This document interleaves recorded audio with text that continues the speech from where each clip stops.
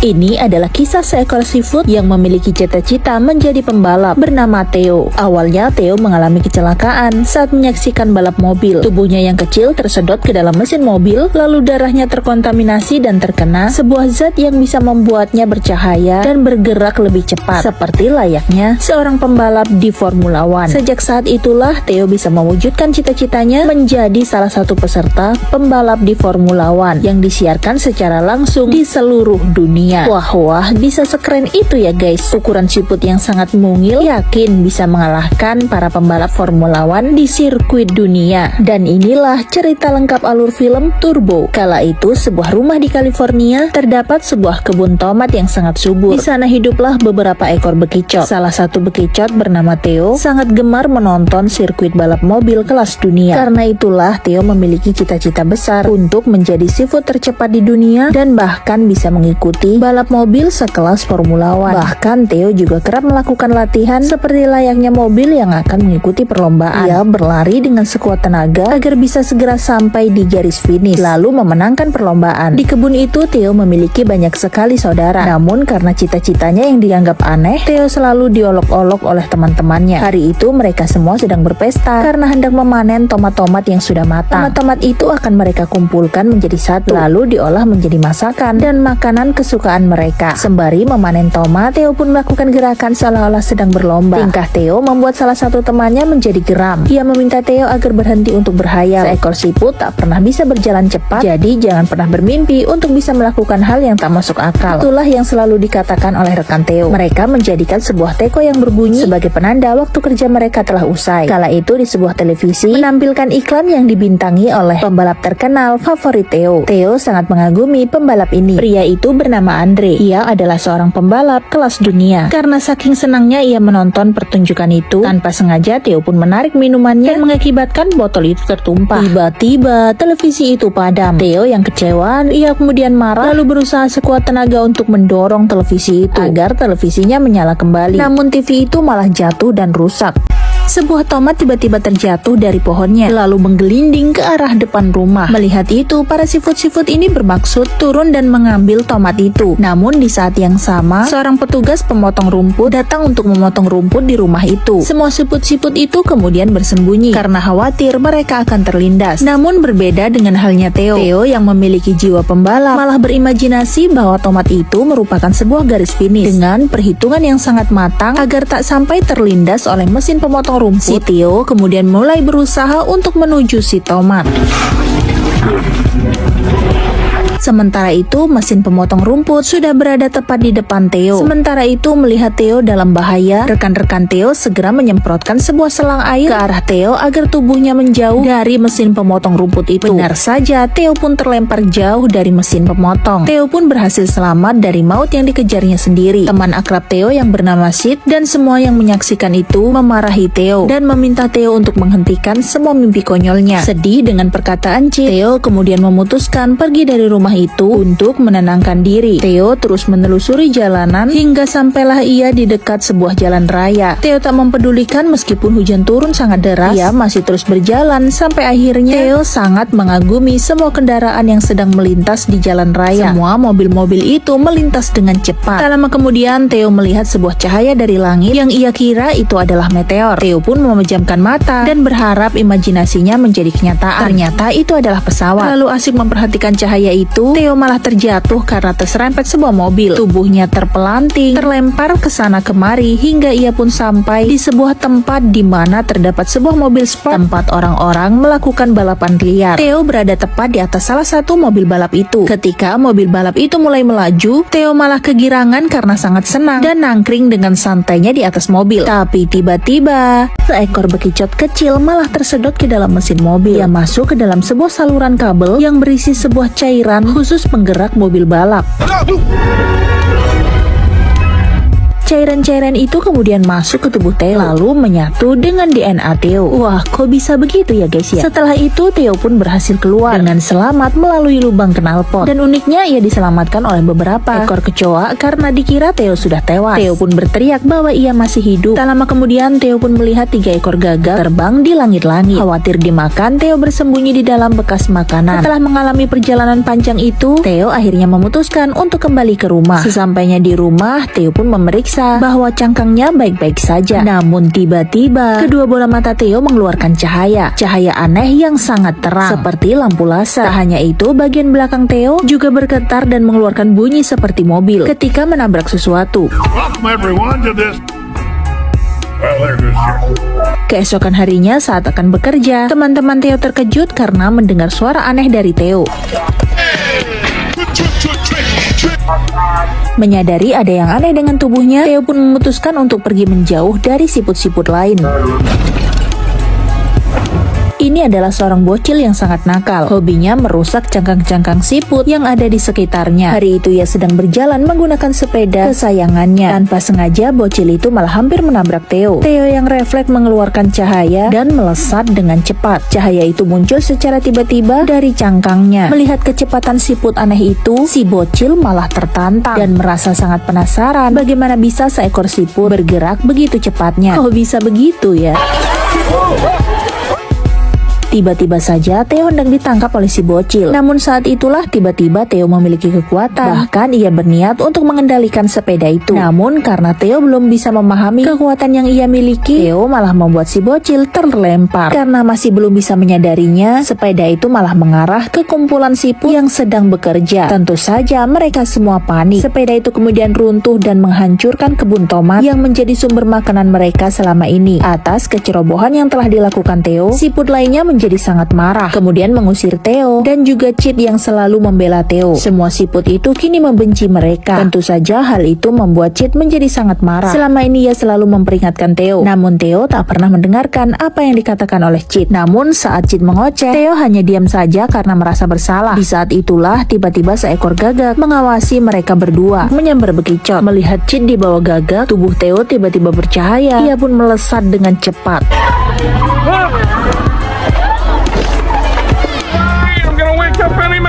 Si gagak hitam kemudian menjatuhkan Chip di atas kap mobil. Ketika gagak-gagak itu hendak menelan Chip, Theo langsung saja melaju dan melompat lalu masuk ke dalam mulut gagak. Dengan kekuatannya, Theo kemudian membuat gagak itu tersedak jungkir balik hingga Theo pun keluar dari mulut si gagak. Theo kemudian mendekati Chip dan menyadarkan saudaranya bahwa mereka masih hidup. Tapi tak lama kemudian, mereka malah dipungut oleh seorang supir taksi lalu membawa mereka berdua pergi dari tempat itu. Mereka dibawa ke sebuah tempat hiburan seperti mall, namun tampak sepi. Theo dan Chip mengira bahwa mereka akan dimasak, tapi dugaan mereka salah. Mereka berdua justru disuruh untuk mengikuti sebuah perlombaan bersama dengan beberapa bekicot lainnya untuk menarik para pengunjung agar datang ke tempat itu.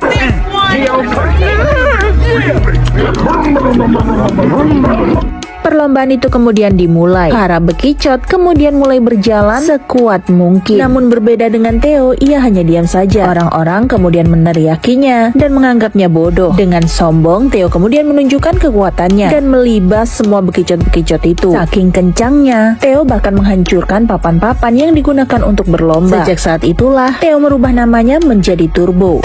What crazy life you escape from? Si abang supir taksi yang mengetahui kemampuan Theo berbeda dengan siput-siput lainnya, langsung membawa Theo dan Chip untuk dirawat dan menjadikannya sebagai binatang peliharaan. Karena penasaran dengan siput Theo, para siput-siput lomba ini kemudian datang untuk menghampiri Theo. Mereka semua adalah kru siput balap yang dijadikan sebagai alat pemancing agar orang-orang datang ke tempat itu. Mereka semua menawarkan Turbo untuk bergabung bersama mereka. Namun karena Turbo merasa dirinya paling hebat, ia pun meremehkan mereka semua. Tentu saja itu membuat salah satu dari mereka sangat marah. Mereka kemudian menantang Turbo untuk adu balap hingga sampai ke papan reklame Starlight Plaza, tempat mereka tinggal. Turbo pun menerima tantangan itu. Kini mereka semua bersiap untuk melakukan lomba. Namun karena posisi mereka yang kurang tepat, sebagian siput-siput malah terpelanting dan nyangkut di kabel. Terkecuali Turbo yang melesat dengan cepatnya untuk menuju papan reklame Starlight. Dengan kekuatannya yang luar biasa, Turbo melaju dan mengungguli semua teman-temannya. Namun sayangnya tiba-tiba saja saja, Turbo menemui kabel yang bercabang. Ia pun bingung harus memilih yang mana. Di saat itulah teman Turbo melesat dan lebih dulu sampai di papan reklame. Tentu saja teman-teman Turbo bukanlah bekicot sembarangan.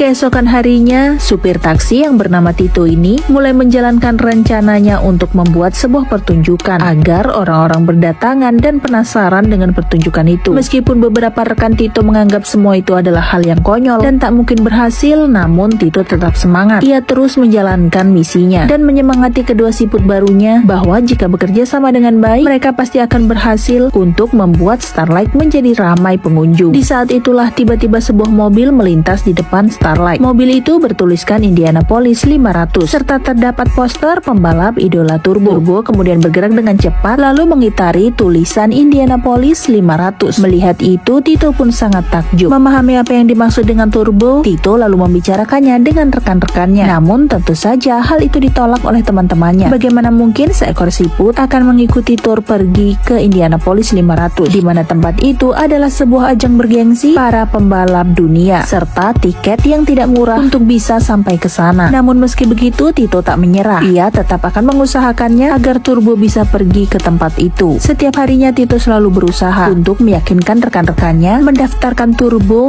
ke balap bergengsi tersebut. Karena jika Turbo berhasil, maka mereka akan mendapatkan keuntungan yang luar biasa serta kafe Starlight mereka akan terkenal. Namun tetap saja rekan-rekan Tito tidak menggubrisnya. Namun mengetahui hal itu, para siput-siput kemudian bekerja sama untuk membantu Tito mendapatkan uang agar mereka bisa pergi mendaftarkan Turbo ke balap nasional. Mereka kemudian mengatur rencana untuk menghentikan bus tour itu. Ulah mereka membuat bus itu menjadi oleng. Snail that for you and a baby. Setelah bus berhenti, Turbo kemudian dengan cepat memutari papan reklame yang dibuat oleh Tito. Tentu saja hal itu membuat semua orang tercengang dan mereka semua mampir ke Starlight untuk menyaksikan perlombaan bekicot. Mereka semua sangat tertarik dengan perlombaan itu. Dari sana Tito pun mendapatkan banyak uang. Akhirnya para penghuni plaza menyetujui untuk memberikan donasi agar Turbo bisa mengikuti perlombaan. Hari itu juga mereka berangkat dengan senang hati.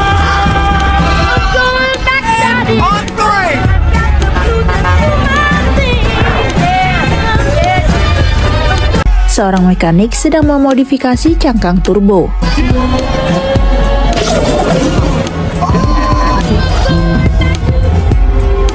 Tito, Turbo, dan teman-temannya akhirnya sampai di Indianapolis 500. Mereka sangat kagum dengan tempat itu, tempat yang sangat megah dan mewah. Turbo melihat salah satu pembalap pertama yang melintas. Mereka semua sangat terpukau dengan kecepatan pembalap itu, membuat rekan-rekan Tito mulai ragu apakah Turbo bisa layak ikut di ajang itu atau tidak. Namun Tito tetap yakin dan memberikan sejumlah uang pendaftaran agar Turbo bisa mengikuti balap mobil. Namun ketika Tito menunjukkan bahwa atletnya adalah seekor siput yang kecil, ia pun diusir dari tempat itu. Lalu tanpa sengaja mereka bertemu dengan pembalap idola Turbo yang saat itu sedang diwawancarai oleh para wartawan. Dengan kekuatannya, Turbo kemudian membuat Tito melesat ke dekat si pembalap. Ternyata Turbo hanya ingin agar Tito membuat sebuah penyambutan bahwa juara pembalap Indy 500 selanjutnya adalah seekor siput. Melihat hal yang tak masuk akal itu, tentu saja para petugas kemudian mengeluarkan Tito dari tempat itu. Namun teman-teman Turbo tak akan membiarkan semua terjadi. Mereka kemudian melakukan sesuatu untuk mengacaukan tempat itu, dan dengan seketika Turbo menunjukkan kekuatannya bahwa kecepatannya bisa melebihi seorang pembalap kelas dunia. Tak jauh dari sana, seorang bocil juga mengabadikan momen Turbo sedang melaju. Turbo pun terus melenggang tanpa ragu, bahkan berhasil melewati garis finish dengan mulus. Lalu papan reklame kemudian menunjukkan kecepatan yang diperoleh oleh Turbo yaitu 226, yang artinya memenuhi syarat untuk ikut di ajang bergengsi. Tentu saja hal itu membuat semua orang menjadi takjub, sementara si bocil malah mengupload video itu ke dunia maya. Tentu saja hal itu menuai kontroversi dan menjadi viral. Si siput Turbo menjadi terkenal.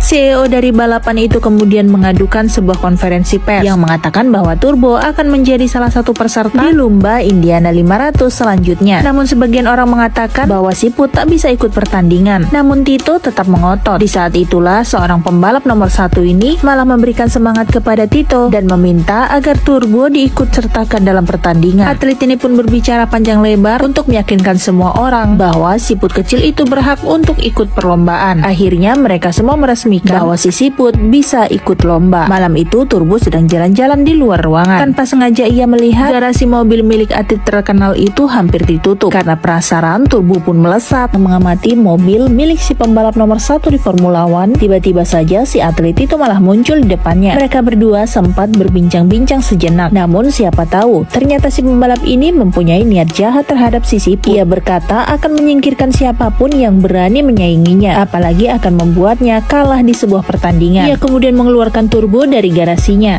Why you still can? Esok hari telah tiba. Pertandingan itu akan segera dimulai. Namun Cid tak ikut menonton pertandingan itu. Ia malah dipungut oleh seorang bocil dan malah dibawa oleh si bocil untuk menonton di ruang VVIP. Stay here, I'll be back. Indianapolis 500, gentlemen, and Pertandingan dimulai. Para atlet sudah mulai bersiap-siap. Begitu juga dengan si atlet terkenal ini. Dan kini mobil sudah mulai melaju. Awalnya Turbo sempat ragu apakah ia mau melanjutkannya atau tidak, karena melihat mobil-mobil yang sangat besar serta kecepatannya yang luar biasa. Bahkan Turbo sempat terserempet beberapa kali hingga ia pun berada di barisan paling belakang. Lalu ketika sudah waktunya semua pembalap berhenti di pit stop, para kru Turbo sangat bingung melihat Turbo. Kira-kira si Turbo mau diapakan? Namun teman-teman Turbo dan lain-lainnya datang lalu memberikan semangat kepada Turbo. Setelah itu Turbo pun mulai meyakinkan diri dan mulai kembali untuk melaju. Di sini Turbo berjuang lebih keras dan ia pun menyadari bahwa kecepatannya tak bisa diremehkan. Turbo justru bisa melewati semua mobil-mobil. Bahkan uniknya ia bisa menyalip melalui kolong mobil karena ukurannya yang sangat kecil. Gerak Turbo pun menjadi lebih gesit dan kini Turbo menempati urutan nomor 2. Benar-benar gokil. Si pembalap terkenal mulai panik. Ia mulai memiliki niat jahat untuk menyerepet si Turbo. Turbo pun terpelanting, tubuh mungilnya terpental. Hantaman itu sangat keras sehingga membuat cangkang Turbo menjadi rusak. Ketika di pit stop, Tito dan rekan-rekannya meminta Turbo untuk menghentikan pertandingan. Namun tiba-tiba Turbo malah berimajinasi sebuah mobil balap tiba-tiba berubah menjadi tomat. Itulah yang muncul dalam bayangan si Turbo. Setelah itu Turbo pun kembali bersemangat dan melesat untuk meneruskan pertandingan. Dan sungguh mencengangkan, Turbo ternyata lebih cepat dari para pembalap lainnya. Ia pun berhasil menyalip si pembalap nomor 1 di Formula One. Semua orang sangat terkejut melihat kecepatan Turbo. Tentu saja hal itu membuat si pria ini sangat cemas. Ia kemudian mengatur rencana untuk mencelakakan Turbo. Dan benar saja kecelakaan hebat kemudian terjadi. Ia nyaris saja menangkap si Turbo, bahkan membuat cangkang si Turbo terlepas. Secara mengejutkan, perlombaan pun terhenti karena para peserta balapan tidak bisa melewati arena yang sudah dipenuhi oleh mobil-mobil mogok. Bersama itu, kekuatan Turbo juga tiba-tiba menghilang karena cangkangnya yang pecah. Turbo tampak menyerah. Ia kemudian bersembunyi di balik cangkang. Cid yang saat itu melihat Turbo menjadi cemas dan berusaha untuk keluar dari dalam gelas. Ia pun berhasil lolos. Cid kemudian berusaha pergi melewati sebuah jendela. Melihat itu, si bocil berusaha untuk kembali menangkap Cid. Namun Cid berhasil melompat. Ia bergelantungan di bawah balon tanpa sengaja menabrak salah satu kepala si penonton, melewati makanan lezat. Tapi sial, ia malah bertemu rombongan para burung gagak yang ternyata dikendarai oleh salah satu rekan mereka. Mereka semua sudah mengatur rencana untuk membantu Cid menemui Turbo. no, man. What is?